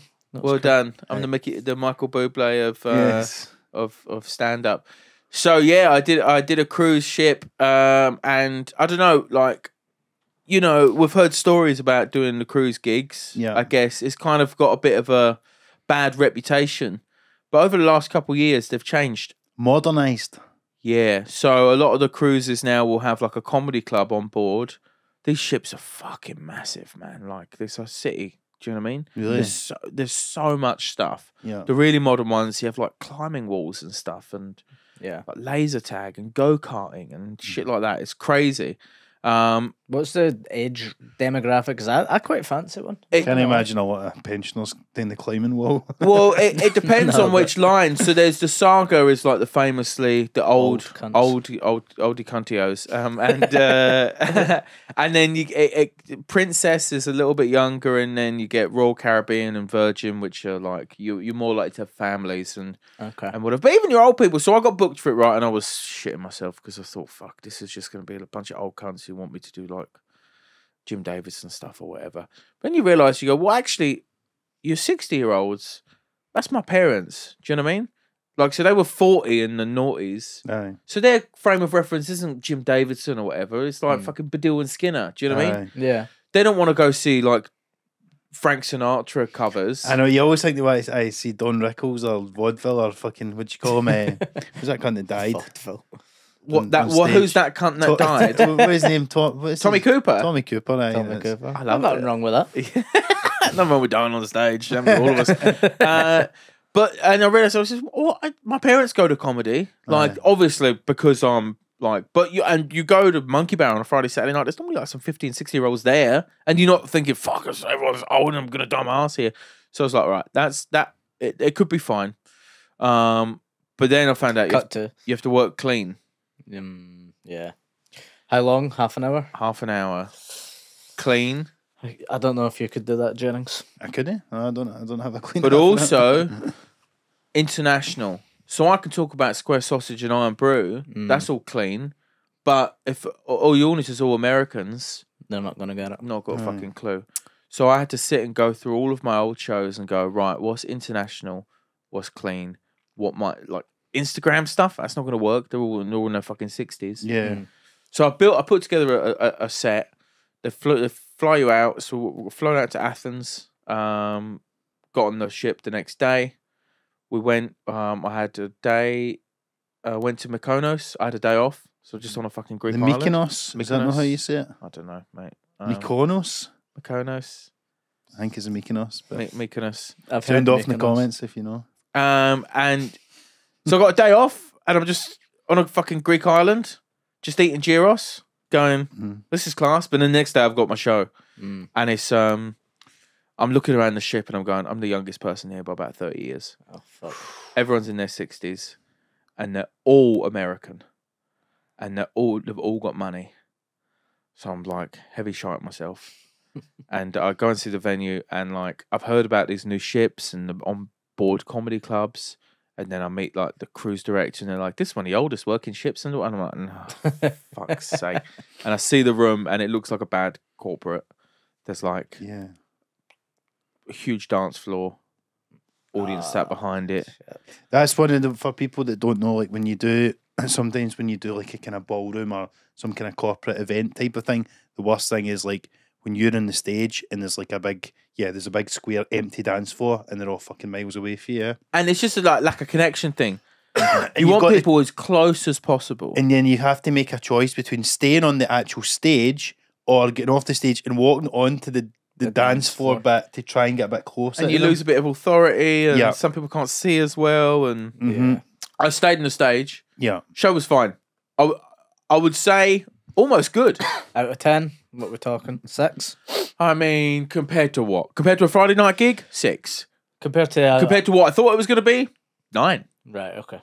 You know, I did half hour clean, told the story that from Chronic Boom about the stool sample in the airport situation, which old cunts love because they're always shitting themselves. And then, it was around the Your ship. condition has actually made you relatable to people. And I know My 60-year-old bowels has actually helped. And I met this guy after who came up to me and he went, "I'm actually a bit of a writer myself." And I was like, "Oh yeah?" He went, "Yeah, I write speeches for politicians." I was like, "Is that so?" He went, "I can't tell you who because I signed an NDA, but maybe this will give you a hint." And he showed me his phone background, and it was a picture of him and Donald Trump. Wow. Fuck's sake. His name was something like Kip Chitley or something like that. It was the most American. It was like Chert Dirkley or something like that. It was like not a name. And then he just went on his phone and he was like just showing me all these like very rich, like him and George Soros and him and Dick Cheney and Epstein. well, he brought up Epstein. Did it? He was like, "Yeah, I had lunch with George Soros and I was invited to lunch with Jeffrey Epstein, but I told that SOB no way." Did you fuck, man? You're in this little black book. Oh, sure. 100%. That SOB. I say anyone that's got access to the Epstein flight log, see if you can find Chip Chipley. Yeah. Did you ever see that Japanese baseball game that had to invent all American names for the baseball players. It's a funny old meme. Like I'm sure loads of you listeners have seen it, but it's like, yeah, they had to invent loads of American. They got like a machine to just like invent American names, and it's all like Fank Duntley and stuff. And that's what his name was like. It's like the old Pro Evo names, Neil Lemon. And all Yeah, that. yeah. Bosley Summers. So I mean, look, it was fine. It was fine. It was one of those where you're on your own, and when you're doing the corporates on your own, that's just the bit I always hate. Like if it's us three and we turn up and the gig's pure shite, you're like, well, we got each other. Camaraderie. Yeah. Exactly. Yeah. And you're like, I'm watching Mark. Oh, Mark's eating a bag of shit, and you go, oh fucking hell, and you go, oh no, I'm next. And Mark comes off, and you go, oh mate, you did what you could. I'm not. And you go up there and you die, and you see the fucking boys laughing at you on the side of the stage. But when you're on your own, and I found this on tour as well, actually. Like the tour shows went well, but even still, like you just finish and you go, well, that's that, and you just go back to your hotel room and just like, well, I'm just on my own now. Yeah. No one to talk to about what just Start happened. using the eggplant emoji. Couple of squirts in there. But the thing I found that as well. I remember the first time I ever done a solo show at Monkey Barrel, right? And so for people that don't know, Monkey Barrel have got two venues either side of the road. And so the weekend show where you're on with like 4 other acts, including the host, and there is like you're sitting backstage and you're in room with everybody and blah blah blah. But you're all saying, oh, it'd be good to do your solo show. And you do your solo show and you're on the other side of the road. You know there's a show going on. There's a whole crowd in there. Your mates as well There's are mates, on, and you're just sitting backstage on your own. yeah. And you're like, God, this is dead lonely. You're like, I wonder what's happening over the road. Even though you make more money and all that doing your own So thing. this but is what I like. Honestly, so I did my first tour this year, and I had a support act for most of the gigs, which took a huge chunk out of the budget. And like the producers were like, "You don't have to have support. You know, this is like we're probably spending fucking an extra 1,500 quid on this, and that's a lot." Aye. But like, just that element of having someone else there just to be like, "Oh, what they like." Oh, you know, Yeah, exactly. just to talk about if something fucking mental happens, having someone to talk to about it who was there in the room, which I miss. So that was the thing about the cruise was like, I did the gig and then I went back and I was like, well, I tell you what, the cruise was bad for though. Oh my god, the food, the 24-hour buffet. That's my not god. good for you. It's bad because like throughout the day you might feel like I'm a little bit hungry, but then like 10 minutes later, like I wasn't hungry. I just needed a drink of water or something. Every time you feel like I'm a little bit hungry, like there's a buffet. So you're eating 5 dinners a day, man. Yeah. And it's like Americans. So no one's judging you for like 4 or 5 plates because they're all fucking doing it themselves. And it's every type of food you can think of. Aye. I want Mexican. I want pizza. I want this. I want that. Nuggets. It's there You can have my farewell tour just in one day. Yeah, exactly. on one plate. On one Yeah. plate. Fuck. Megamix. I like the sound of that. I like the sound of that. Do you think man. you'd like a cruise as a... I know it's a fucking old person's thing to do, but I don't know. I quite fancy. Well, it. you'd do one of the younger people's ones, you know? Going No? on Saga. No, I would like to do the young person ones. I probably wouldn't do the fucking rock climbing and shit, but just eating like that and You wouldn't do the rock climbing? I probably would die. I probably would. But like that's not what I'm there for, you know what I mean? I'm wanting to do the But do you food like and- the idea of like docking somewhere, having just a day there, and then getting back on the ship? I do and I don't.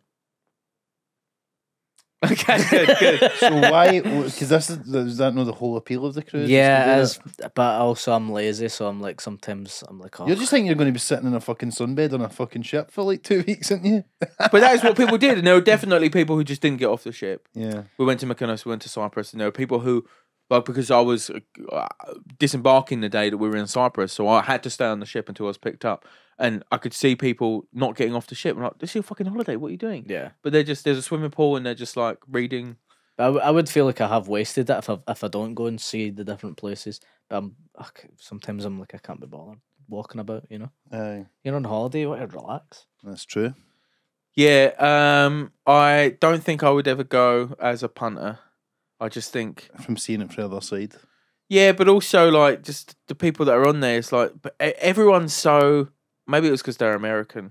Yeah. But when we go on holiday, especially now, what I've realised is I like to go to like majority Muslim countries like Turkey or something like that. So there's no like constant boozing everywhere. Because every holiday you go to, like you turn up and it's like, here's mimosas and here's that, and it's like I can't be fucked even just like thinking about it. That's a really good shout for a non-drinker is to go somewhere. A dry country. Yeah, go somewhere. Well, maybe not Qatar, but like go somewhere where dryish. And also, I don't want to go somewhere that's fucking surrounded by Brits or Americans. I can't be asked. If I go to a hotel and the first thing I hear is "All right, mate," I'm like, "Oh, we've booked the wrong place." We went to Malta and it was fucking guys covered in like British bulldog tattoos. Really? And proper like fucking full English breakfast gaffs all around the place and all. In That's Malta? No, I think that's maybe Really? not known for that. It depends where, but in the area we were. So the thing about the ship was it was all Americans, it weren't Brits, but like everyone's fucking talking to you all the time. I'm like, I don't want to talk to you. People, everyone, you're all happy on the holiday. You get in the lift. They, oh hey, how are you? What are you up to today? I'm like, I don't know you.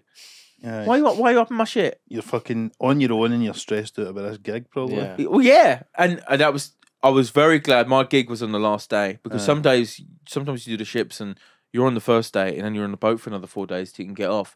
And then every time you're at breakfast, some cunt comes up to you like, "Hey, enjoyed your show the other night." I'm like, Yeah.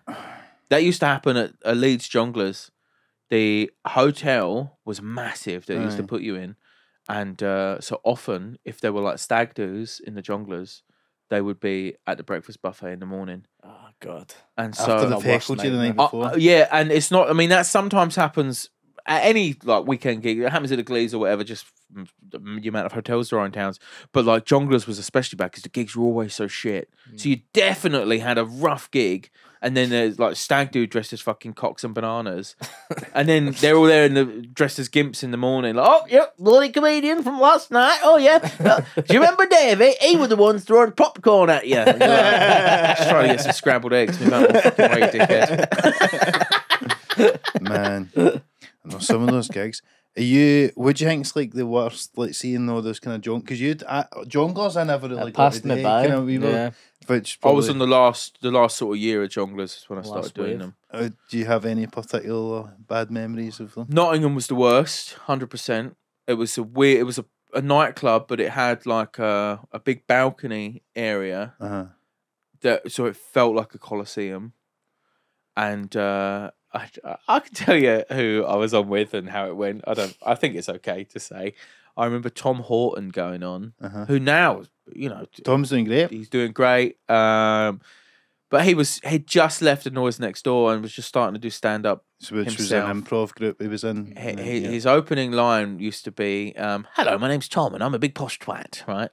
And he did that. Which is pretty self-aware of Tom, to be fair. Yeah. And someone just went, "Yeah." Oh no. And he just he abandoned his material very quickly, got his guitar out, tried to do an improv song. He lasted about 10 minutes. It was just fucking shouting and hollering and people throwing stuff. And then I saw a guy called Simon Blow who doesn't do it anymore. He was headlining and he did 6 minutes. And then came off. And what were you doing, hosting? I was hosting, yeah, which was just talking to noise. It was just I was like, this is fucking pointless. And when the people leave after 6 minutes, do you need to fill afterwards, or are you just like no? I was no. I've done my job. Yeah, you've had like a 15-minute show. See you later. Yeah, because there's part of me, even though I must have done shows that have been similar to that, I have done for sure.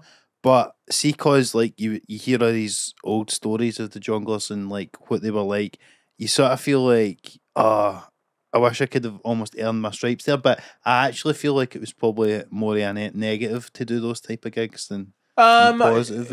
There were guys who did them all the time, who you could tell, because then they'd go up to the stand in a really fucking combative, "What about you cunt?" And it's just excuse me. But like, you've definitely done gigs that have been worse than some Jongleurs. Do you know what I mean? It was often really rowdy gigs. But I did have lots of normal gigs there as well, where it was like fine and fun or whatever. It's just like it was never any bouncers. Everyone was plied with booze, so it could just go either way very, very easily.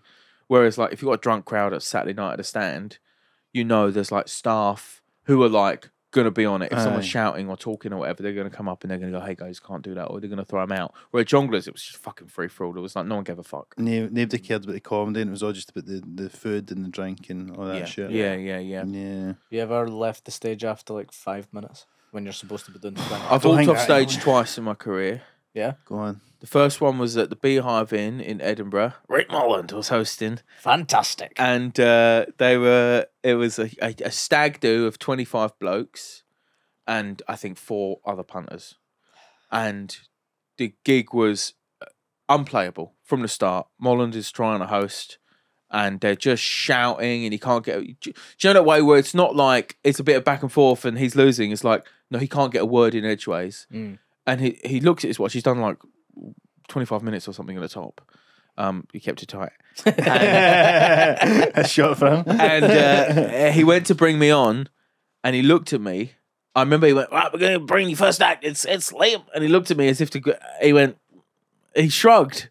As he came on, he shrugged at me. It's not a good sign, is it? Nothing else I can do, lad. Right.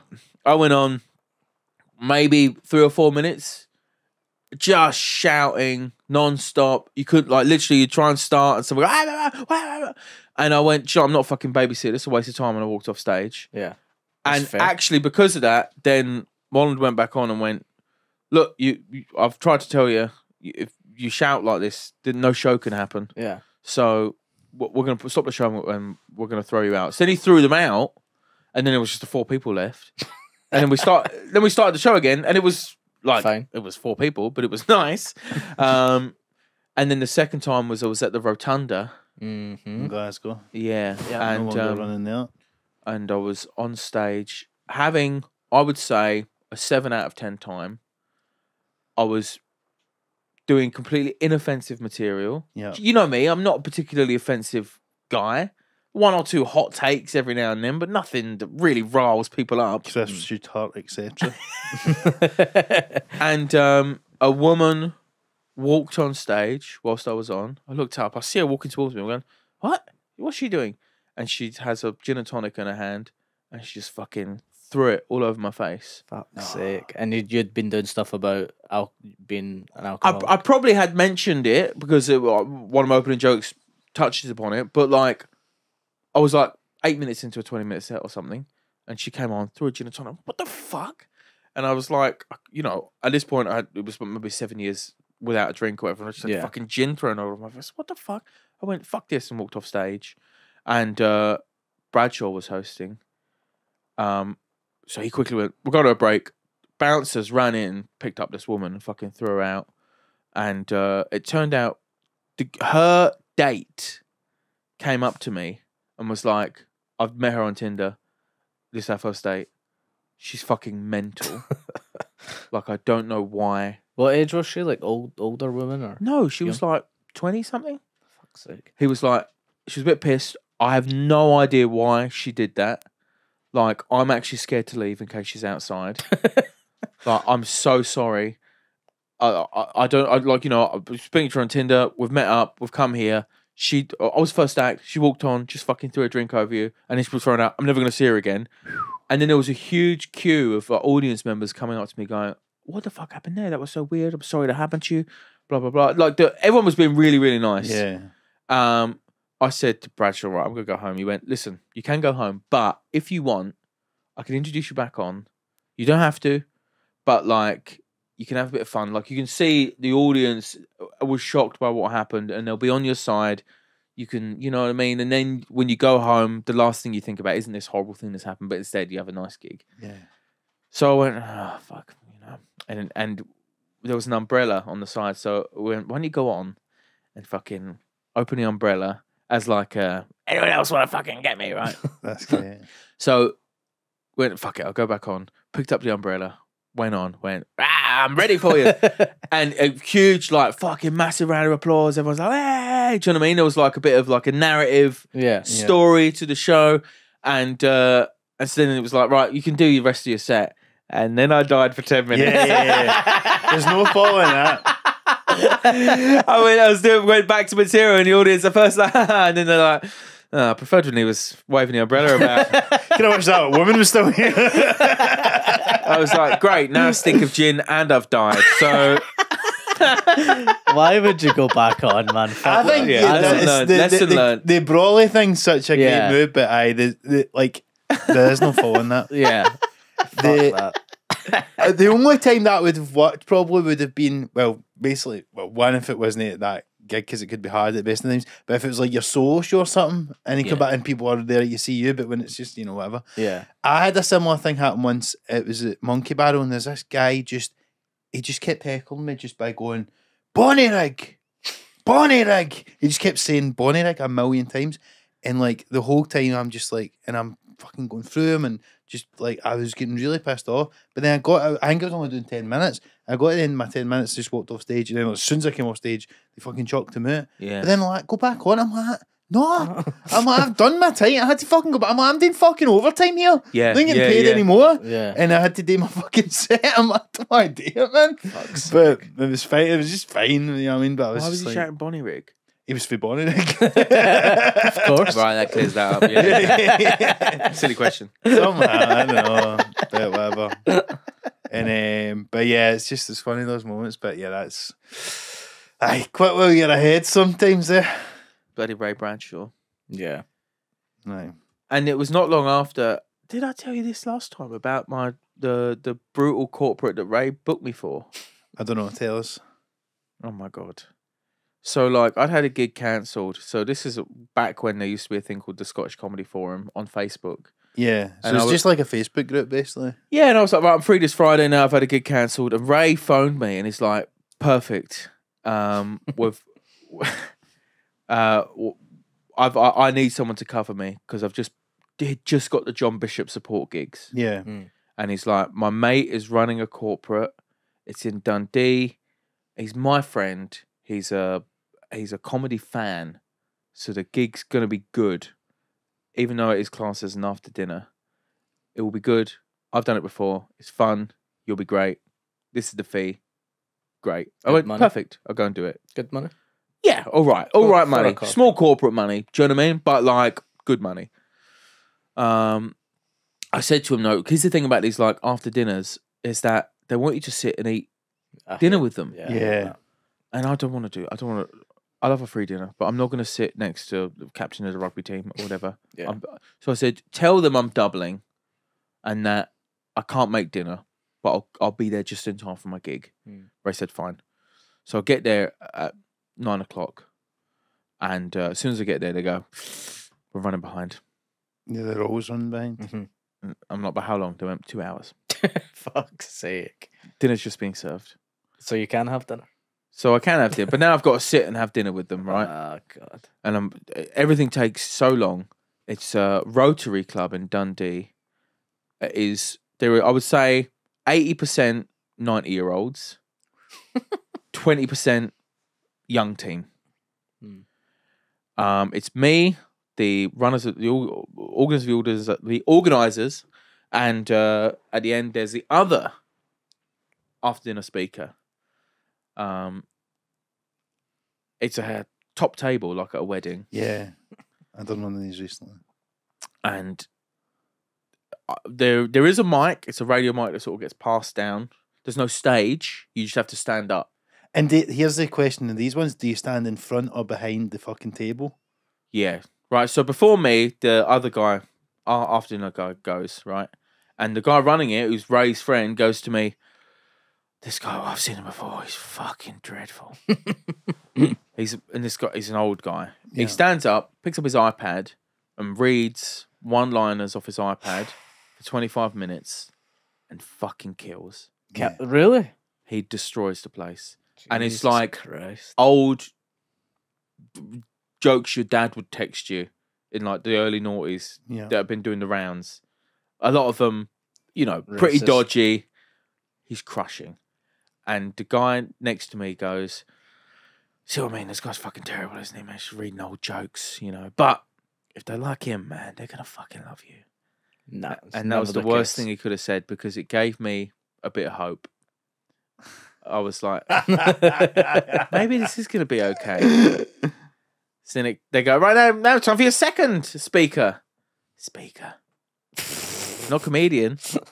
Speaker. And they pass. I'm going to spoil alert here and say that was probably a more accurate description than 100%. 100%. They handed me the microphone. You stand up in front of your fucking half-eaten sticky toffee pudding, and then I did my 20. Bearing in mind that but a moment before, this room had been united in laughter. to just Dundee United in laughter. to just fucking nothing. No heckles. No heckles. That would have been. I can deal with that. At least you can. Just 20 minutes of just look at, like, you know that look when a joke doesn't work, like. Like we've all done the Fringe, right? And you do the Fringe, you do like 25 days in a row. So some days are quieter than others. And after doing the Fringe a few times, I think you get quite good at knowing, okay, this audience is a bit quieter, but they are engaged. They're watching it and they're enjoying, they're listening. But there's a specific look when someone really doesn't, which is like why are you saying what you're saying? Kind of. Do you think this is good? What do you think you're doing up there? That's what it's like. Aye. And it was, they all had that face on for 20 minutes. Fuck. And Have you done your full 20? I did my full 20. My watch went, and there was the top table was here, and there was a fire escape there. Walked straight out. I literally went, thanks very much, and walked out the fire escape. I bet you I get a big laugh. No. I got no big laugh. There was my envelope, I was paid in cash. And so the guy before I went on went, "Oh, here's your money." And I went, "Oh, look, it's a superstition, so I don't." Yeah, if you're not, I always take them at day ones because you're like, I'm worried that they won't give me the money after if it goes this way. He just put it on the table in front of me, but he must have thought, what would have happened had he taken the money? Because that was already bad. Do you know what I mean? Like he was superstitious that it's going to curse the gig. It's like, well, the gig was fucking dreadful. Imagine if they'd taken it. The thing is that they'd actually called me a taxi to go to back to the train station. Yeah. But I just walked out the fire escape. and I was so like, I need out of here. Yeah, that I was just like, I just need to go. Which meant I was just fucking walking down a motorway. With an envelope full of cash. Alan Partridge. Like Alan Partridge, literally just Goldfinger, just wandering down the motorway. And there's probably a taxi there waiting for like 45 minutes. You know what I mean? And I phoned, I think I left Ray a voice note just going, never, ever book me for anything ever again. No. Fuck's sake. Do you know, man? That's the funny thing as well. Like when you it's so strange. Like whether a gig goes good or bad, in that environment, in that moment, you're either smashing it and you feel like the king of the world, or you fucking have a death and then you leave. But like 5 minutes later, you're in your car or on the bus or the train or whatever, and it's like nothing's happened. Like, but see, when you've had such a bad death, it feels like you've just committed a murder and left the crime scene. Yeah. And I still, and much like if you committed a murder, I still sometimes wake up and go, "Fuck, think about what I did that night." You know? Yeah. All the witnesses.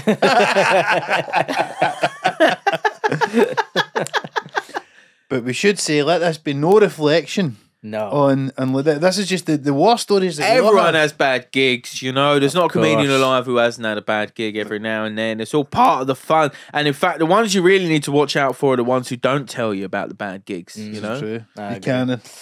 Yeah, the earliest I've walked off stage is 10 minutes into a 20-minute set. What was that? Rotunda Aye. again. Yep. And it was a Christmas gig, and the English compere went on and was why is his nationality relevant here, Steve? she. Why? Because No, you fucking. I'll tell you why. Because she afterwards said she didn't realise that this would cause upset before bringing on the first act, but she was like, "Who's Rangers fans? And who's Celtic fans?" And then cunts were just shouting and booing and all that. Brilliant. And they're like, "Fucking!" And Brilliant. then she was like, "What's happened?" Shocked about it. And then she was like, "Okay, I'm Stephen Buchanan." And then I came on and just to a wall of noise. And for 10 minutes, just no one was listening, just talking and shouting and stuff for 10 minutes. You and then wearing a Celtic top as well. yeah. Didn't help. I once saw an English compere at the Glee at a Glasgow Glee Christmas time gig. Opened the show by saying, "Hello, Edinburgh, make some noise." And I've never seen a gig so quickly become completely unplayable. Like it was going to be tough anyway, but for like hello Edinburgh from the second word of the Eminem show. at Tea in the Park. Yeah, Edinburgh. Hey, Edinburgh. Crazy, man. That's mental. But anyway, bye. So, Liam, you've got your special tape coming up. yeah. Monkey Best of Barrel, best of. December 14th. Late show sold out. Early show isn't sold out. Have I got time to tell you about this quickly? Are we running out of time? No, we can go on. I'll just tell you what happened, which was a bit funny and a bit annoying. I put the show on sale, sold out. I was delighted. Do you know what I mean? I hadn't really had to push that hard.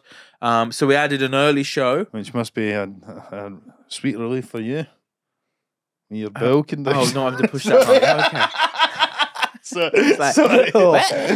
Sorry, come on. The reason it took me a moment because I have the opposite problem. I don't have to push. That's you know what why I I mean? hesitated. It's a because I looseness thought of the bowels. You must be used to that. I was actually, Mark, going to so go that way. You have rather embarrassed yourself there in front of the medical We'll community. do it again.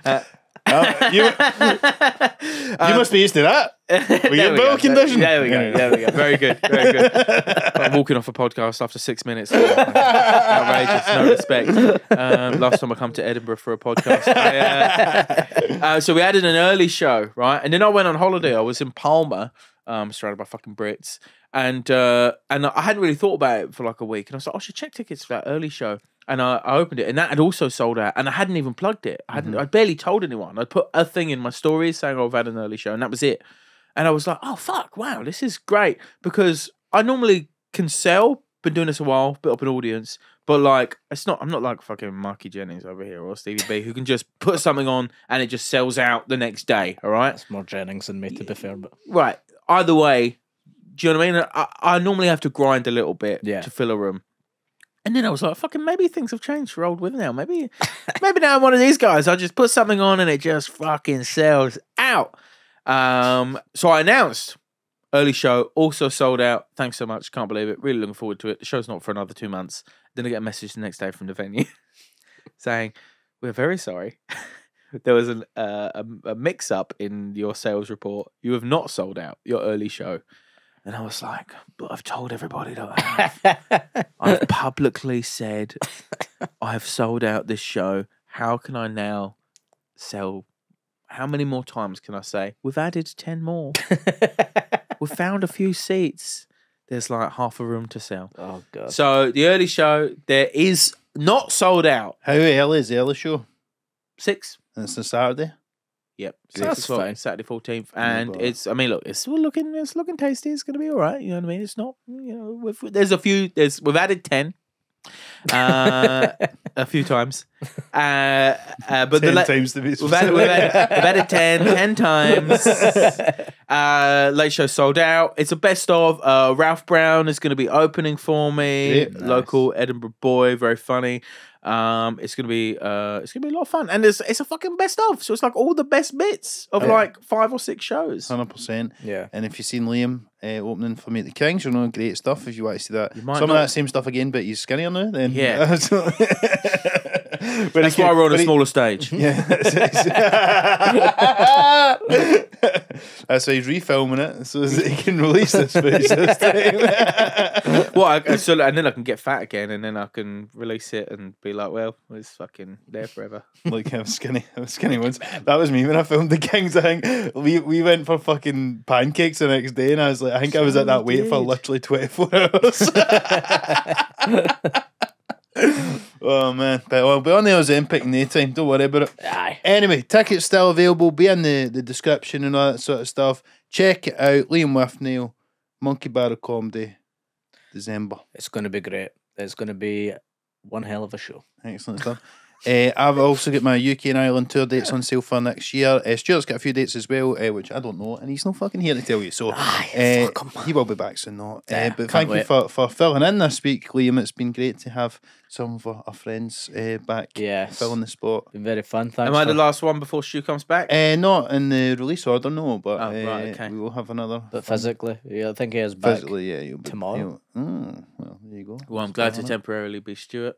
Yes, absolutely. Well, you spoke a lot more than he does, so which would not be hard. But anyway, so he's not coming back to the podcast. Replaced by Bertie. Yeah, I was taking on Stuart's role during the politics chat. It was just like, But apart from Somewhere. that, obviously, you can follow you online and stuff like that as well, Liam. Get me on Instagram at Liam With now. I'm not really doing. I've deactivated my Twitter. Right. I- On you on Blue Blue Sky? Sky? No, do you know what? I can't be fucked, man. a lot of It's just shit. an extra thing, and I don't think it's going to be good. And I've actually found my life is better without either of them. So just Insta only, and a mailing list. I've got a No, mailing no list. TikTok. Technically, I'm on it, but I haven't posted on it in a year and a half. So. Fair enough. Cool. Well, catch me on that. As ever, guys, you can remember to like and subscribe on YouTube. Give us a 5-star review on Apple Podcasts, Spotify, and you can follow us at Some Laugh Pod on Instagram, TikTok, and we are still on Twitter. And if you've got any questions, you can send them to our email address, which is somelaughlpod@gmail.com. Thanks a lot for tuning in, guys, and we'll speak to you very soon. Thank you. Cheers, Liam. Good boys.